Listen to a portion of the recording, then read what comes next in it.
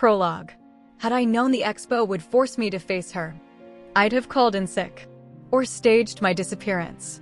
Let my boss organize a search party. I'm Zuri Wanjiku, an engineer and certified defender of one man. Taye, my best friend. My brother in everything but blood. The person who once held my hand through hell. And the man whose heart she shattered into tiny pieces. But today I walked straight into her. Imani Kaveke, the ex who broke him. The woman I swore I would never, ever forgive. The one I have no business meeting. So, what happens when you want someone you shouldn't, someone tied to the one person you'd never betray? Chapter 1. I sensed her before I saw her. I was at the expo entrance, pretending to look for the free snack table, when someone whispered behind me. Kaveke is presenting later. My spine froze. Imani. Taye's Imani. Taye's heartbreak, the one we don't talk about. Great. Perfect. An expo full of architects and ghosts. I marched deeper into the hall, chin up, acting unbothered. Except I was very, very bothered.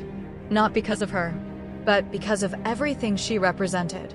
Drama, secrets, heartbreak, and upper-class entitlement so thick you could build with it. Then I heard it. A laugh. Soft. Smooth. Familiar in a way I didn't like. I turned, and there she was. Imani Kaveke.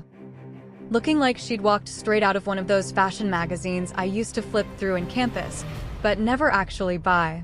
Her hair was shorter now. Her posture, relaxed. Her expression, brighter. Unfairly so. For a moment, my brain short-circuited. Then the Eastlands girl in me rebooted. Shoulders squared. Chin steady. I was not about to be intimidated by the woman who once made my best friend cry into a plate of samosas. She spotted me. Her face softened. Zuri? Wow, it's been a while. Her voice was warm. Unnecessarily warm. I swallowed. Yeah, a long while. I said. She stepped closer with that calm, rich girl confidence that made me instantly defensive. People with that kind of confidence always have money. Money and options. She asked what I was working on. Genuinely asked. And even worse, genuinely listened. She didn't check her phone. She didn't look over my shoulder. She nodded like my words mattered. That threw me off more than I'd admit. Because the Imani I remembered was sharp. Restless. Always 1 second away from snapping. But this version? Soft? Steady? Quietly magnetic? I didn't know what to do with her. When she complimented one of my online designs, something fluttered, and I crushed it immediately. Blamed it on my low blood sugar, obviously. Her fingers grazed my arm as she handed my tablet back. Just a light, human touch. But my skin remembered. We talked for about 10 minutes. The conversation felt like holding water, slippery, confusing, impossible to categorize. She ruined Taye, I reminded myself. She came from a world of swimming pools and expensive pets. This was harmless. Accidental. Nothing. Someone called her name from across the hall. She smiled at me slow, lingering. It was good seeing you, Zuri. Really. Then she walked away. I exhaled too hard. Embarrassingly so. The hall suddenly felt loud, bright, and full of versions of myself I wasn't prepared to meet. I left as soon as my job was done. Chapter 2. It's past midnight. My block is pretending to be quiet, the kind of fake silence where you can still hear a boda revving up a mile away. I should be asleep. My sketches for tomorrow need some final touches. But all I can hear is her voice. Smooth. Warm. Unnecessary. I flip my pillow. Try the cold side. Nothing. I unlock my phone on autopilot. Tell myself I'm checking my email. Or the group chat. Or the weather. Anything normal. But somehow, I end up on Instagram. Typing her name. This is stupid. Ridiculous. I don't even like her. I despised her from the day she left Taye in pieces and walked away like she felt nothing. At least, that's Taye's version. Did I ever hear Imani's side though? No. Why would I? Villains don't get monologues. But tonight, something won't sit right. Her profile loads. A photo of her at a construction site, sunlight catching her cheekbones. Another, laughing with a client. Another, with architectural sketches behind her. She looks different, more grounded, more real, more present. I slam the phone face down like it just fit me. "This is stupid," I whisper. The phone buzzes just then. A message. From her. "It was good seeing you today," she said. My heart doesn't skip. No, it stumbles. I read it again. Why does all this feel like a secret? Why does it feel like a door I've kept locked just clicked open? I tell myself I won't reply. Chapter 3. By Monday morning, I have made one firm decision. I will not think about Imani. At all. Not her confidence. Not her smile. Definitely not the way my stomach betrayed me every time she said my name. So I bury myself in work. Headphones on. Structural diagrams everywhere. Productivity at maximum. But fate, like Nairobi traffic, has never respected personal space. At 9:14 a.m., my boss calls me in. A new project. A big one. We'll be partnering with a big, city-based architectural firm. I'm buzzing. This is the biggest contract we've landed in years, the full renovation of the Eastlands Community Hall. The place where Taye and I learned to draw crooked superheroes, dodged footballs, and spent half our childhood. But halfway to Upper Hill, something twists in my chest. A warning. A shadow. A feeling that this will be a career-altering project. And then I walk into the glass boardroom. And there she is. Imani. Standing at the head of the table like she owns gravity. Her back straight, braids falling in a perfect sweep, tablet in hand. She's explaining a spatial concept with a confidence that makes the entire room lean in. Even the developer, old enough to be her father, is taking notes. She looks like a lecturer at an architectural masterclass. Sharp. Polished. Dangerous in the way only people who know exactly who they are can be. And my stomach does that flip again. I do not understand my reaction to her. Our structural engineer is here, the developer announces. Imani looks up. Our eyes meet. Something flickers. Recognition, surprise, something buried, then she smooths it away, perfectly professional. Zuri, she says, with a polite nod. Welcome. She says my name like it's just a name. Like it carries no history with the boy who still hasn't healed. I take my seat, open my notebook, and pretend my pulse isn't behaving like a malfunctioning generator. Imani presents like she owns the room. Her voice is smooth, controlled, that soft coastal lilt threaded through every consonant. Her sketches flash onto the screen, arches, rooftop gardens, wide communal spaces. Even my boss looks impressed. I should focus. Instead, I'm watching her hands. The way her fingers glide along the tablet. Precise, confident, effortless. Zuri, she says suddenly, turning toward me. What's your view on reinforcing the north wall? The original structure is compromised. Reasonable question. Unreasonable effect on me. I clear my throat. Yes. Full overhaul. I'll draft alternatives. Her lips quirk, not quite a smile, not mockery either. More like approval wrapped in curiosity. Good, she murmurs. Too warm. Too gentle. Too much. That night, the emails start. First a clarification. Then a thank you. Then an idea she wants my thoughts on. I respond. Then again. And again. Her tone is professional, technically. But there's something underneath it. A softness I haven't earned. A softness she didn't give me in that boardroom. At 10:46 p.m., I realize I'm smiling at her words. At 10:58, I type a message, delete it, and type another. At 12:06, I shut my laptop and stare at the ceiling. This is ridiculous. By Thursday, I'm determined not to engage further. I bury myself in diagrams, drown out the world, avoid thinking about her. My phone buzzes. A text. Unknown number. Hi Zuri. Imani here. Can we meet later today? The developer urgently wants revisions before tomorrow's site visit. It affects your structural plan. My breath hitches. Right. Work. Only work. Another message. I'm near the CBD.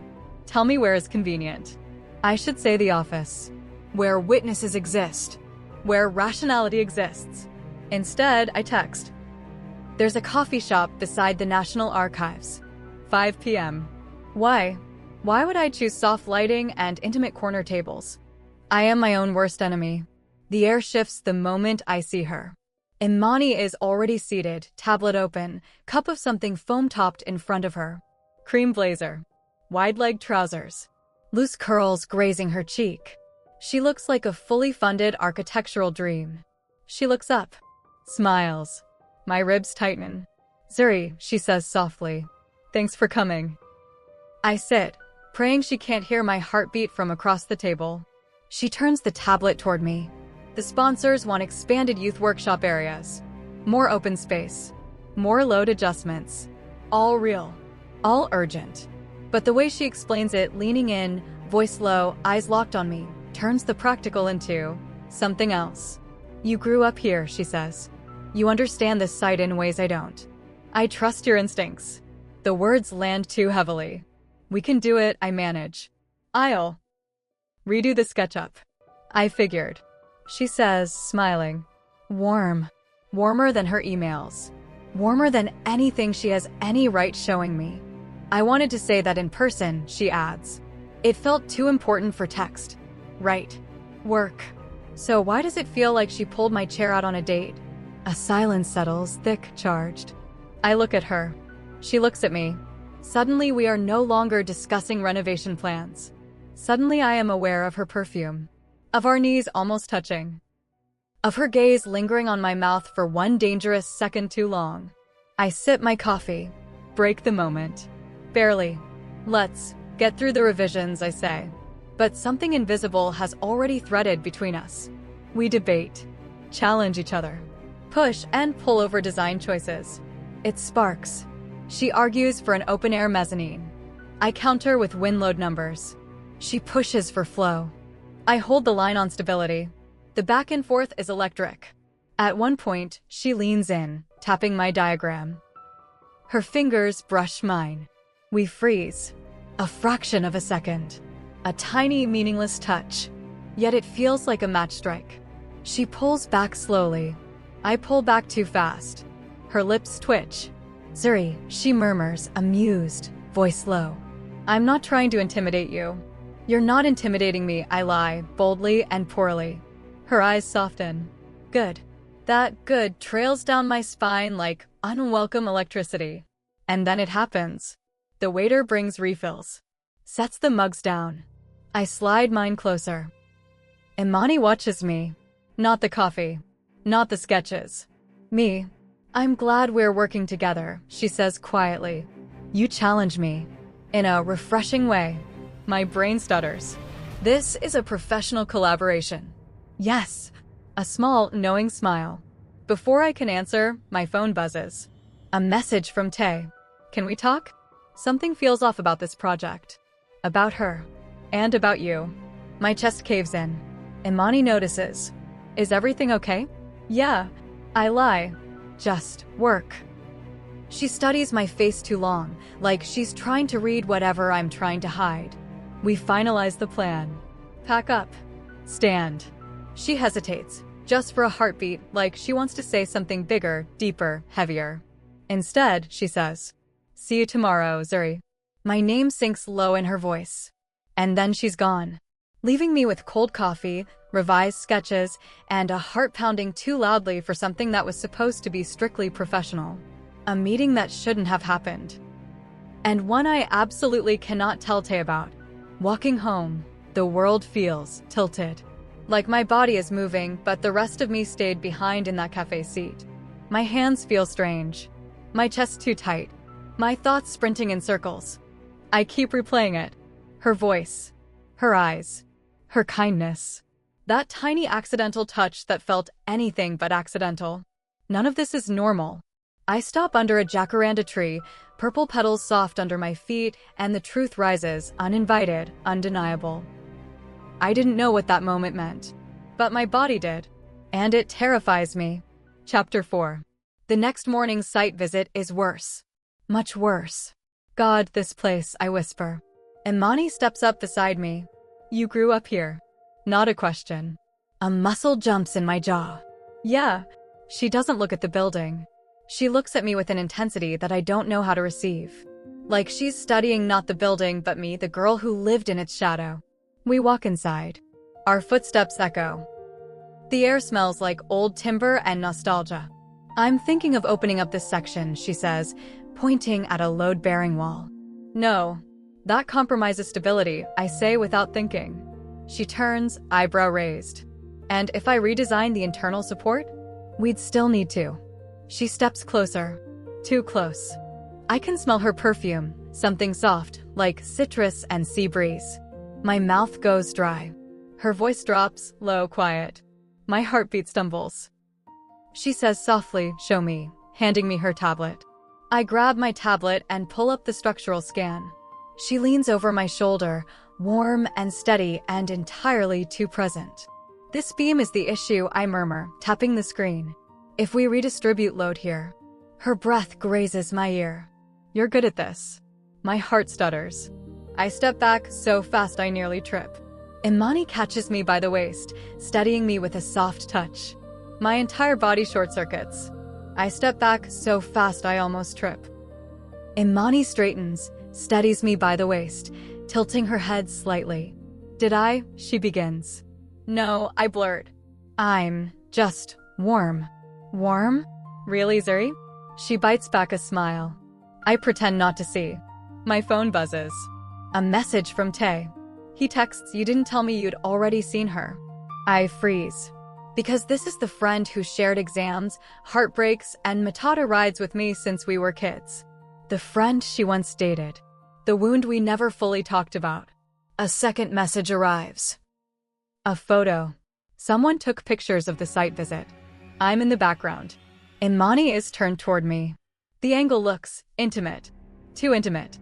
I didn't realize how close we were standing. Another message from Taye. "Zuri, don't let her get in your head." Not like she did with me. My stomach twists. Guilt? Fear? Something else? Something I don't dare name? I text back, "I won't." I set my phone down. The lie settles heavily in my chest.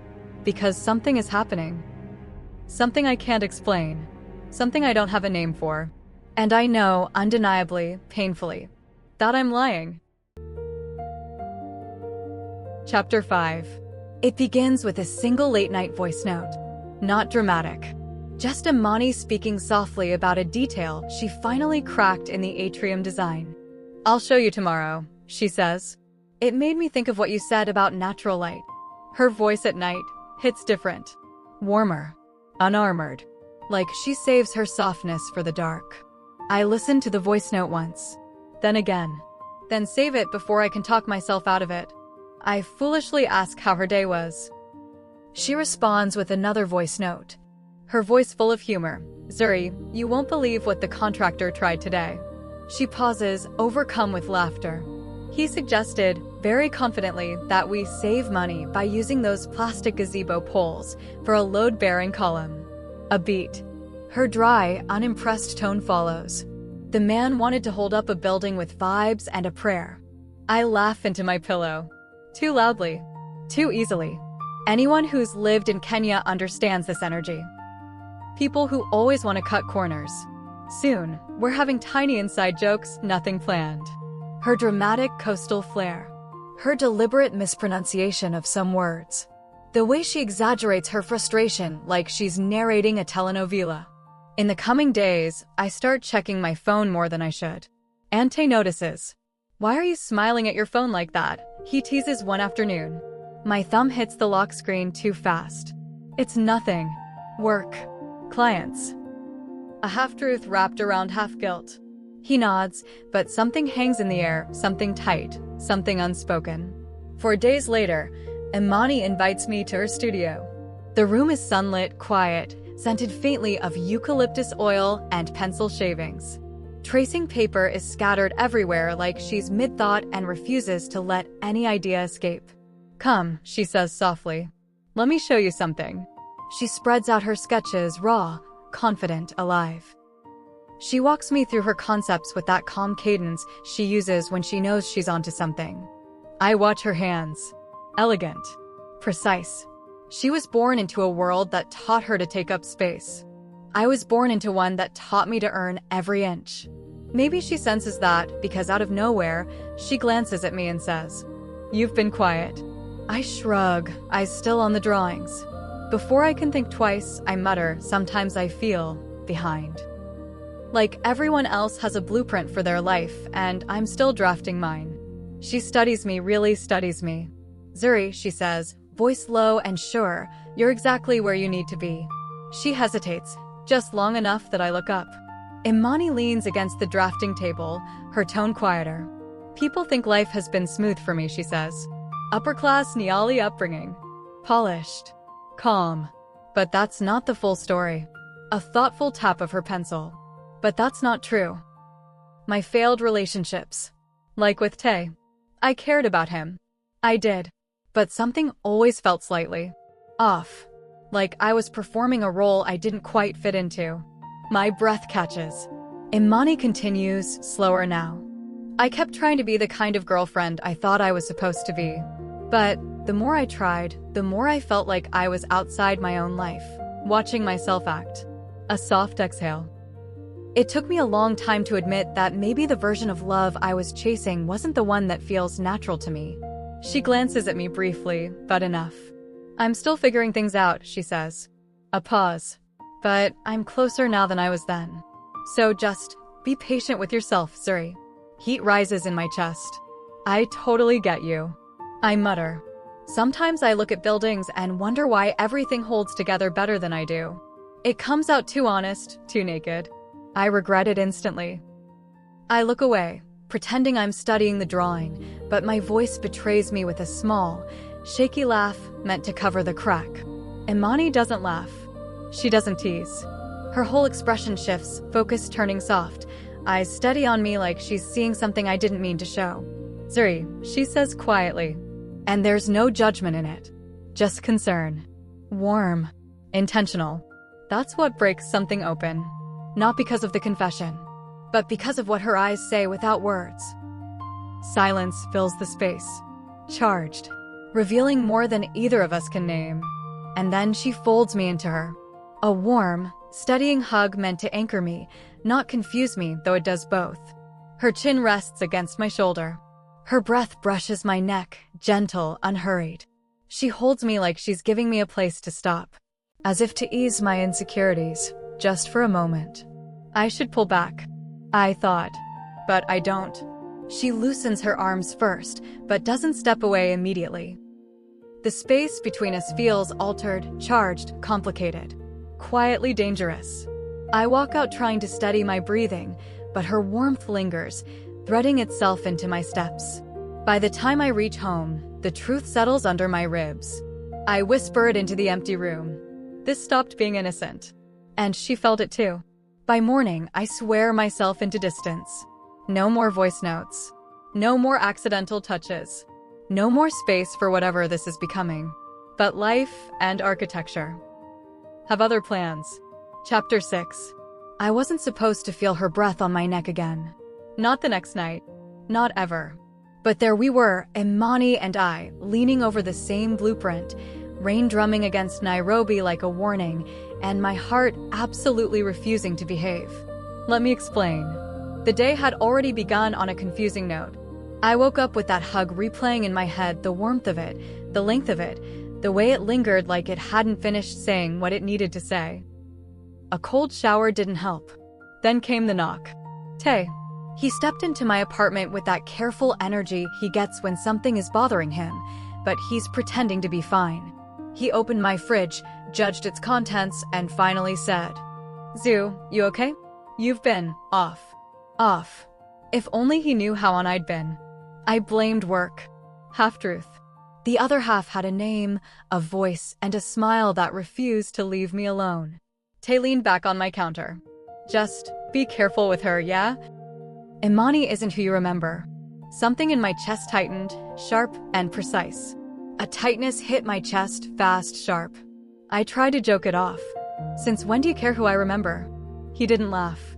He just looked at me, soft, worried, protective in a way that made my stomach flip. Then he sighed. "Let's just say, her compass doesn't point where we would expect." He didn't elaborate. He didn't have to. And then he left, leaving behind a truth I wasn't ready to unpack. I got to work. By midday, the project's group chat exploded. Structural alert, urgent site meeting. When we got to the site, everyone looked frazzled. One of the primary beams on the second floor didn't match the updated drawings. Someone had messed up. Imani and I arrived at the same time, though in different cars. The project manager spotted us instantly and marched over. Zuri, Kaveke, you two are rerunning the structural simulation tonight. Turning to me, he added, Kaveke's software is the only one that can process the updated model. Of course it was. She was the lead creative. Professionally, I had no choice. Personally, she was the last person I should be alone with. Imani's temporary Nairobi apartment was warm, too warm. It smelled of cloves. Sea. Something coastal. A space that felt expensive but lived in. Like Niali distilled into perfume and memory. She took off her blazer and rolled up her sleeves. That should have meant work mode. But my mind saw it differently. Tea, she asked. Water, I croaked. We unrolled the blueprints across the coffee table and sat on the floor.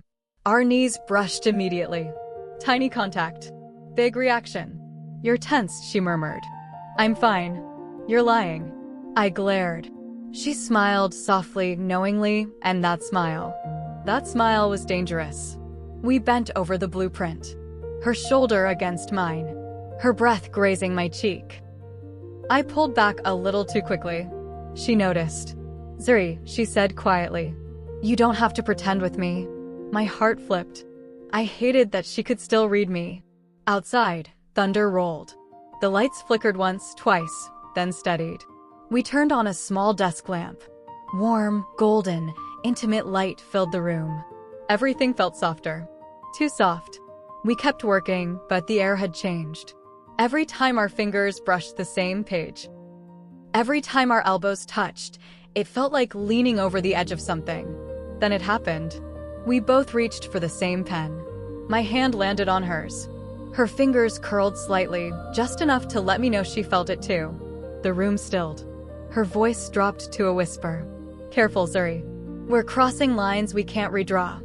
I think my heart forgot how to beat. I didn't move. Neither did she. And then, my phone rang. Taye. The ringtone cracked the moment in half. I jumped like the phone was on fire, stumbling away from her warmth, her breath, her everything. Hello. I answered. Too fast. Zoo? You okay? You sound different. Right. Different. Probably because the woman 3 feet away was looking at me like she could still feel my pulse in her palm. We finished the simulation, but the closeness was gone, replaced with something cautious. Careful. Too aware. Later, at the door, as I was leaving, she whispered, Good night, Zuri. My name in her mouth. That voice. That softness. I escaped into the night before I betrayed myself. At home, I leaned against my door, steadying my breathing. A new voice note blinked. From Imani. I pressed play with trembling fingers. Her voice filled the silence. Tonight, just tell me it wasn't only me. My breath hitched. My heart answered before my mouth could. It wasn't only you, I whispered into the dark. And it terrified me how true that was. Chapter 7.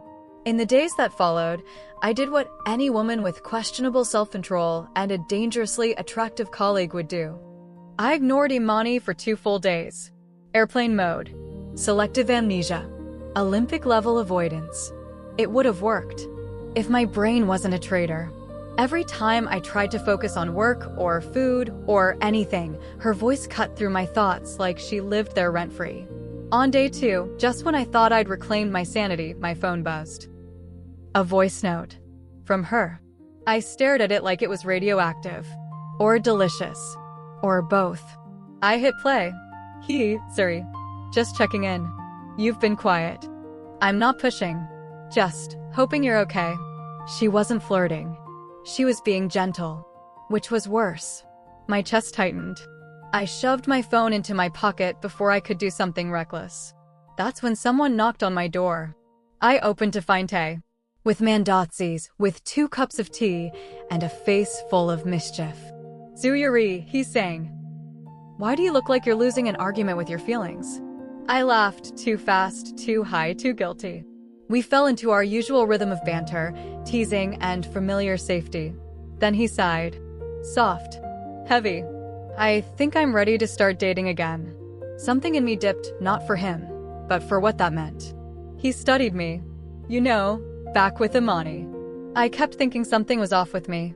She was there, but she never really reached for me. A pause. Then, quietly. Maybe she was wired for someone different. Someone she wasn't ready to admit she wanted. My pulse stuttered. He was talking about the truth neither of us wanted to face. Taye, I'm fine. Relax, he cut in with a smile. When he left, the silence felt sharp. I pulled out my phone, listened to Imani's voice note again, and again, until the edges of her words were worn into my bones. By midnight, I couldn't pretend anymore. I hit record. One sentence. Small. Harmless, but absolutely catastrophic. I'm okay, I texted, then added, I missed your voice. I hit send and instantly regretted.